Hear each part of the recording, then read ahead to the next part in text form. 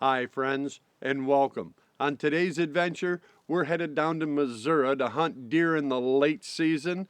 By we, I mean Ian Lilly, our young gun and camera guy. Yes, Ian of the recently broken leg Lilly, that's him. This is his first official non-crutches outing, and we're certainly looking forward to it. And together, we're headed down to Northeast Missouri Outfitters, a new to us place. I've never been there before, and we're going to go down there at the invitation of Ryan Lewis and Dave Kirby, the co-owners. And because we've never been there before, when we did arrive, we took a few minutes to talk to them, get a little local inside info. I was dying to get out hunting, but I really wanted to know what these guys had going on. Late season hunts can be tough. Hey, I'm your host, Kyle Randall. This is my Wilderness Journal, and we're headed to the Show Me State for the last hunt of the year right now. All right. Hey, guys. Kyle, how's it going? How you doing, Mr. Ryan? Dave? How are you? It's good to see you all again. Who's winning? Alabama. Alabama, that's Hey, thanks for inviting us. You got a minute? I've never been here. Well, I'm new. Are you going to come in the office? Right. Do that? You're right. It is quieter in here, Yes, and it thanks. is. This is quite a place you guys got here. Thank you. You know, I really appreciate you guys inviting us down here. When I met you in Flint there at the SCI banquet, and you invited us down, I got to looking into some of your guys' references, and I'll be honest, it took me, I don't know, 6 or 8 seconds to say, yeah, I want to go there. You know, that's important to us. We can go a lot of places. We want to go the best place we can find, and there was more than a few people said that was you. Good. So, fill me in. How long you been doing it? What do you do here? I mean, I know we're deer hunting. But Right. Yep. Been here since 2011. Started up basically as deer and turkey hunting's all we do. Trophy deer, trophy turkey. what are the licenses here? Actually, you can get tags over the counter here. The nice part about too is youth tags here, which I love the state does. Is if you're under 16 years old, you can buy a tag for $8.50. Our average buck last year we shot was 142 inches, which is good. It's a good, respectable deer. That's it's not good huge. deer anywhere. We're not the. If you want to come here and shoot the booners every time, not here. But we got them. You're not gonna shoot a ton of them, but 142 inches is a great deer. Shoot a lot of big turkeys, trophy turkeys. How many acres are you hunting? You know, we run about 4,500 acres. You know, Wow. We get new properties all the time, every year. Most of the properties we've had now for 7 to 10 years. And how long you been doing this? This is I started in 2010 on my own here. Bought the lodge in 2010, and we started running hunts in 2010. Wow. So you got experience in the Sure, area. sure. And on that 4,000 or 5,000 acres, 4,500, people want to know how many stands do you have? We'll run 140 stands to 150 stands. Wow. So you have the ability to adjust for when the wind is wrong, Correct. when the crop got rotated. Correct. You can make that A adjustment. lot of people think, you know, the more stands you have, the more people you hunt. However, the more stands you have on a farm, it gives us that we can adapt to wind direction. It's nothing for us to have 20, 30 stands on some farms for that reason alone. Now, since you mentioned it, how many hunters in a season? I mean, I know you have a bunch of different hunts. Early archery and rut archery. I was looking on your web there. Season here starts September 15th in Missouri. We don't start until October 15th, middle of October. We do our hunts Monday through Friday, 5-day hunts. 5 days fully guided, all your meals, lodging. Nice 4,000 square foot lodge you're sitting in. It's a pretty nice place. Yeah, Real it's comfortable. beautiful lodge. Yeah. We're here for the muzzleloader hunt. I think the last hunt, it's after Christmas. I hope for your sake this is the last hunt. It is. It is. Yeah, it gets to be a I'm long sure your season wife's at ready to times. go home. She's ready. Yeah. How many hunters would you get through in a year on average? You know, we'll run about 60 hunters a year. We try to keep it to 8 to 10 guys a week. You know, we try to keep the hunter numbers low. We try to hunt one guy per 500 to 600 acres at a time. So you have 8 hunters hunting 4,500 acres the week they're here. Correct. Very little pressure. You know, it's pretty hard to put pressure on these. We got over 20 farms. And when you're hunting 8 guys, you know, we can't even hunt our farms in a week. We get you to the field. We take care of the animals, all the caping, prepping, deboning, getting ready to That go was back. a big thing now, Michigan, and of course we're from Michigan. If you're going to take a deer back there, it's Yep. got to come in pieces. It Yes. can't come together, and you handle We that. take care of all that, yep. That's awesome. We spend so much time in the field, which I love, to figure out deer, to figuring out food plots, to different farms and how to approach different farms. And you do have to have a passion for it, but you have to love someone else harvesting animals, and that's what I love.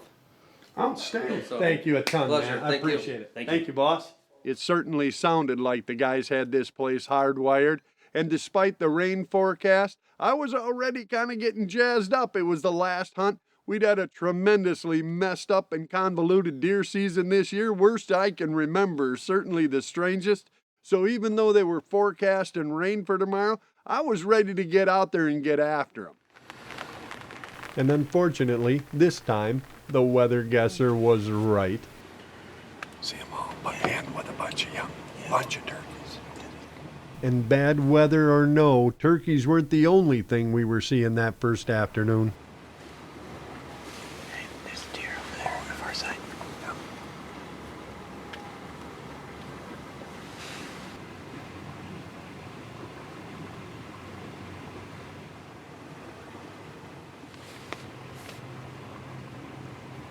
There's a bunch of them up there. That's where they're all going. Does and fawns.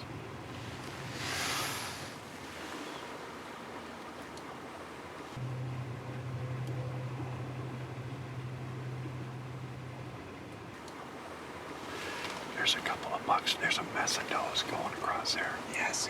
And there's two younger bucks there. This back one looks like a 2-year-old. 8 points too far to tell. Yeah, at least. There was a large group of does and yearlings trailed by a couple of bucks. One appeared to be a 2-year-old, the other a 3. There's a bunch of deer up there. Obviously, neither of these bucks was a shooter yet, and besides, they were well out of my range. Still, it was nice to be seeing numbers of deer on our very first day.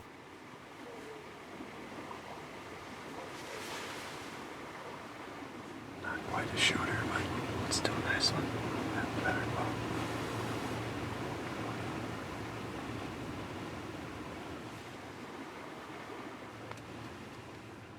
We watched as they ambled off across the hill, and I didn't see any more deer following, so I thought, well, at least we're seeing some deer moving, and who knows, the weather might actually clear up too. Starting to break up. Maybe it'll quit raining. Maybe not. For the next hour, rain mixed with snow came and went. And fortunately for us, so did some entertainment. Turkeys right here, right there.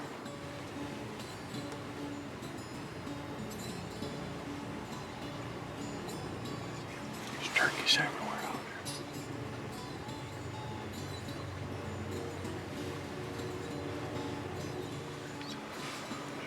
there. Turkeys right there. Friends, I don't care where you deer hunt.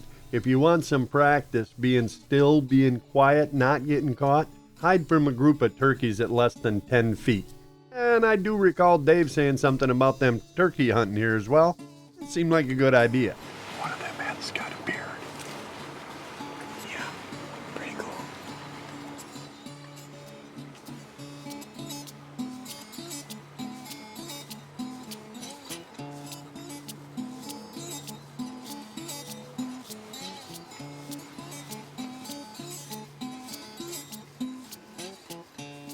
Despite the weather, there were more than a few small critters still moving. And as it turned out, at least one big one. Eight pointer. No. No, it's close. Real close.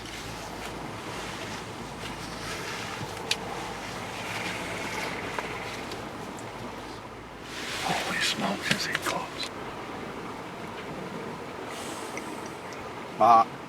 I had him, angling away, 122 yards, but he was just a little bit young. He'd make the minimum, but he just needed another year to be a maximum, if you know what I It's mean. a 9 point. Boy, it's close, but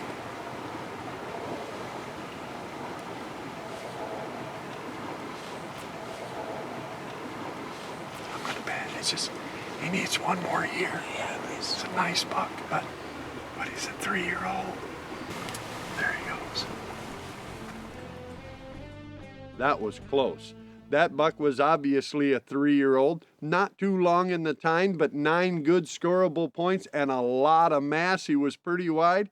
I was fairly certain he'd make the camp minimum SCI 125 score. Still, it was early. We were seeing a lot of deer, more than I'm used to seeing on a late season hunt, so for now at least, I was willing to wait. Deer coming in. And as it turned out, I didn't have to wait very long. I see her walking out. Right across the cut bean field from Ian and I, a group of deer were working their way out. How far? About 110 yards.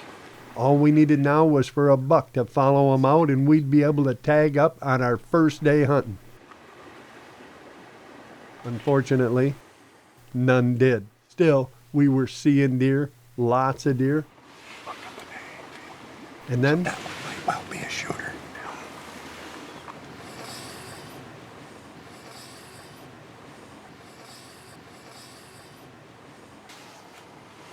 this buck was definitely a shooter. He was also definitely too far away. That one was definitely a shooter. 3, maybe even 4 years old, 9 or 10 long, heavy points, well over the 125 minimum. That buck had all the numbers covered except one. He was 225 yards away, and yeah, I don't care to shoot that black powder gun more than a buck and a half. It really tails off after that. Still, I was seeing so many deer on our first day. A late season hunt, you hardly ever see this kind of action, so I was truly looking forward to what the morning might bring. Day 2. And what a difference a day makes. It's 50 degrees and raining yesterday. It's 24 degrees and spitting snow today. This and a food plot out in front of us. What do you think, Frosty? It's cold. You think it's cold? Yeah. Maybe the deer are moving. And an hour later, they were. At least one of them was. I don't know if he's big enough to shoot or not, but you know what? There's deer behind him. Ran past him. Pushing that down. I could see a decent buck back in the trees, and then some more deer started coming down over the hill out of the CRP. We sat there watching as more and more deer started coming from literally every direction.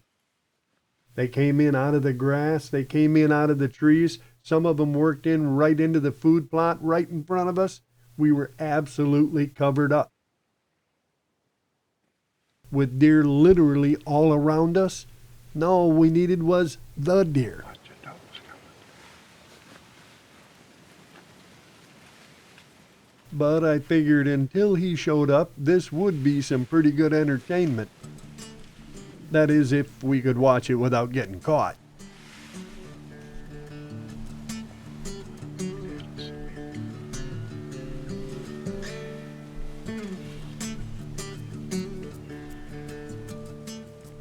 We had 10 or 12 does and yearlings right out in front of us, but that bigger buck still in the edge of the trees was staring up the hill.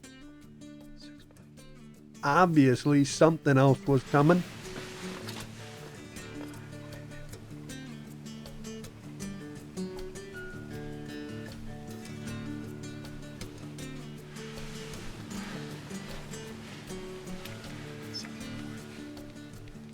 And when he bristled up and started walking up the hill in that direction, I thought, here he comes. And he did. Sort of. There are 2 bucks over there. One of them's really small behind them. A couple of younger bucks were working their way down off the hill. That bigger guy was still standing up in there looking, though. I kept waiting, hoping. And then he just walked off up the hill.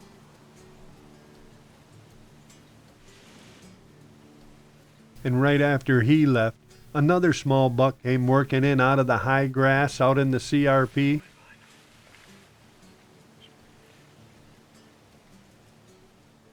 With this many deer in front of us, I knew sooner or later something was going to happen. And then it did. That bigger buck from earlier came back down the hill, Some of those younger bucks were getting a little too close to his girlfriends, I guess, because he come right out into the food plot this time.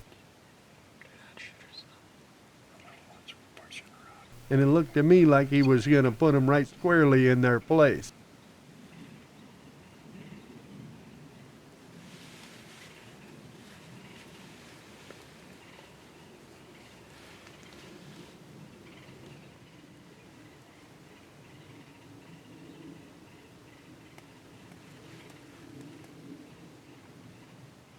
At first, he just started pushing and shoving with one of the smaller 2-year-olds. And it didn't really seem like his heart was in it. In fact, the 2-year-old looked like he was getting the best of it. I kept waiting for that big boy to throw him aside, but it just didn't seem like he had the energy left. Maybe because he'd already been through the rut and was just tired out, I don't know, but that little guy was pushing that big guy around pretty handily.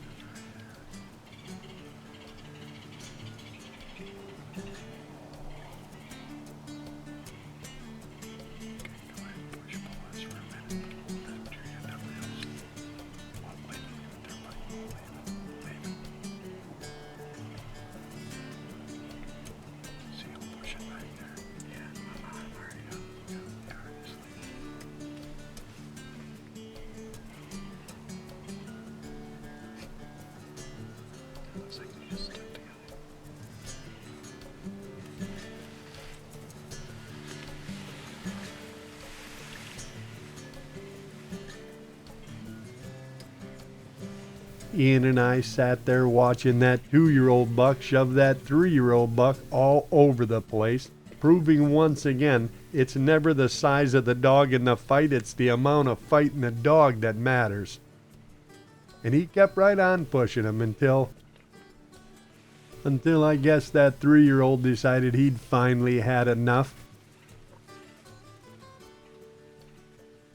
I was still hoping that all that rattling and banging and commotion was going to bring in yet a bigger buck, but so far at least, it still hadn't happened. And with the minutes of this day ticking by, it needed to happen pretty soon.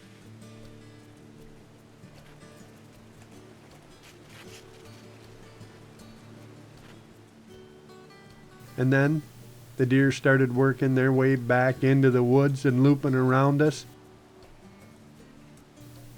The older buck stopped and worked a scrape for a minute, and then he followed him up the hill.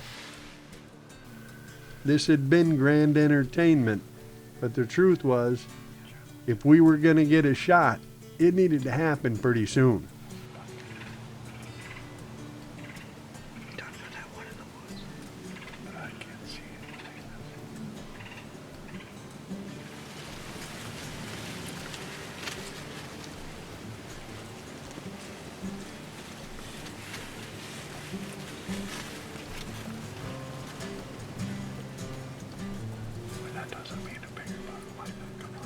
We watched as one by one they worked their way off into the woods, saved the last 2 small bucks just before dark. They walked right past us.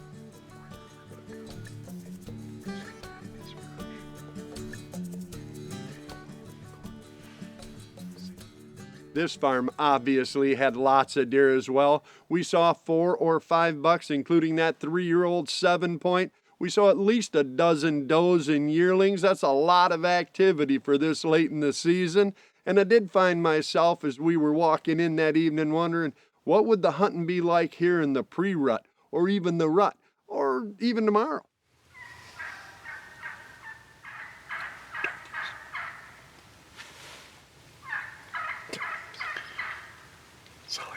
We could hear a bunch of turkeys in the cornfield just behind us. And when I thought it was safe, I peeked out, and there wasn't just turkeys. A pretty fair group of deer was out in the corn with the birds. Unfortunately, so far at least, we still hadn't seen any shooters. And after another hour without seeing any, I was beginning to think this day was about done too, when A couple of small deer came running across the food plot, literally ran right up and stopped outside the pop-up blind. I'm talking 6-8 feet. We watched breathlessly as they stood there, but they weren't staring at us. They were staring out in the corn, so I just peeked over and holy smokes, there was a dandy buck standing out there. There were a couple of them. There's some deer at the cornfield, some other bucks behind us at the corn. Now all I needed was for this little guy to move off so I didn't spook him. I needed to reach up, get my rifle, and get turned around. There was no way we could move, not with him that close. He'd spook and it'd be all over. He just needed to walk off. And then he did. Only it was the big 8-point out in the corn, the one with the long brow tines that walked off. That little deer, yeah, he just stood there forever. Can you believe it? All I needed was for that little guy to take a couple of steps away from our blind so I could get a shot at that big old 8-point, the one with the long brow tines. So, of course, the 8-point walked off and the little guy stood there for another 5 minutes. That's just the way this year has been. It's strange, and it just keeps on giving. Still, we had a great time, and I should tell you, we did see another really nice buck out there really late. He had 5 massive points on one side. Unfortunately, he'd already shed off his other antlers, so we let him go. Maybe he'll be there next time when we go back, and we're definitely going back. I truly want to thank the guys from Northeast Missouri Outfitters, and I should tell you, the cold eating its way into the metal plates in Ian's leg and the freezing rain forecast for the following day sent us home a little early, but we had such a great time, and I truly want to thank them again. I certainly want to thank again Ian for going out on his first crutch-free trip and doing a great job.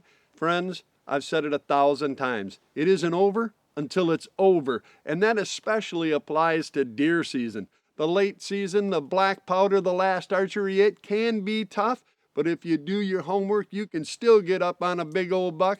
And I promise you, going out there and waiting for one in the trees is a whole lot better than sitting on the couch waiting for next year. Hey, I hope we see you out there. I hope maybe you got one of your young people with you and together you're dragging out a big old late buck of your own. And if we do bump into you, well, you know we're going to stop, share a deer story or two and a cup and a fire. And if we don't see you out there, friends, well, then I'll be waiting for you right back here, so we can share another adventure from my Wilderness Journal.